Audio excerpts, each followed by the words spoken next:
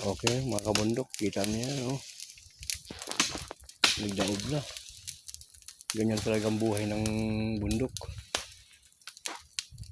Pero alam ko itong vlog na ito, ma-remind nyo to. Okay na lang. Walang magawa si ate.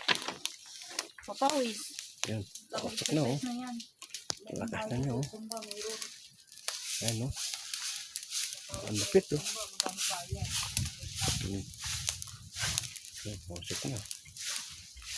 Ayan. Ito lang.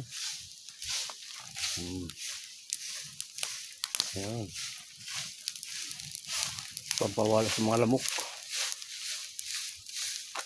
Ayan.